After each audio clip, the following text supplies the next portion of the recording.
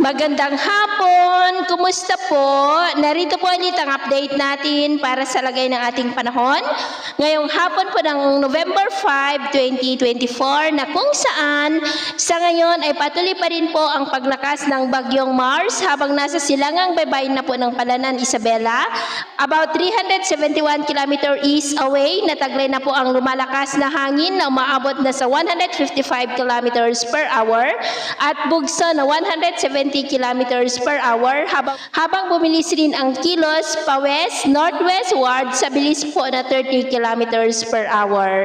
Mamayang gabi po hanggang bukas ng maghapon ay nandyan na sa silangang baybayin ng Cagayan, pero babagal na po ang kilos dahil mahaharangan po ng malakas na amihan dyan po sa may bandang taas. Kaya po yan kikilos pa-west, westward. Iba rin po inaalis ang posibilidad na lalakas pa yan into super typhoon bago po kikilos pa-west, westward sa Miyerkules ng hapon hanggang sa Biyernes na malaking banta po dito sa may Cagayan, Babuyan Islands, Apayao at Ilocos Norte. Pero posible pa rin po ang mabigla ang pagbabago lalo na at nasa karagatan pa rin ang bagyo at may malakas na amihan sa taas na posibleng magtutulak po sa bagyo pababa o pahinain po nito bahagya. At posibleng itaas ang wind signal number 4 sa ilang mga lugar dito po sa Northern Luzon sa mas lalo pa ng paglapit ng bagyo at anumang sandali ay posible nang itaas ang wind signal number 2 sa mga lugar sa silangan ng Northern Luzon at sa ngayon ay nakataas na ang tropical cyclone wind signal number 1 sa malaking bahagi ng Northern Luzon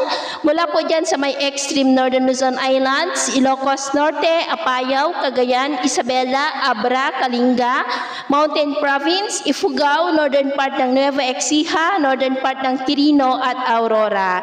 At sa nalalabing bahagi po ng ating bansa ay maulap ang kalangitan with isolated rain sa nalalabing bahagi pa ng Northern Luzon, Central Luzon, Batangas, Quezon, Bicol Region, Mimaropa, malaking bahagi ng Kabisayaan at Mindanao, kaya mag-ingat po tayo sa mga banta pa rin ng mga pagbaha at pagguho ng lupa. At sa atin naman pong mga baybayin, dahil po sa amihan at bagyo ay iwasan na muna natin ang papalaot. Sana po sa mga baybayin ng extreme Northern Luzon, Cagayan Seaboard, Ilocos Seaboard, at dyan po sa silangang baybayin ng Northern Luzon at Central Luzon dahil ang mga alon dyan ay posible po na aabot hanggang po sa 3 to 5 meters height. Kaya hanggat maaari ay iwasan na muna natin ang papalaot dyan sa mga may kulay pula para po mas makaiwas sa mga sakunang pangkaragatan. So ito ang latest update natin sa araw na ito.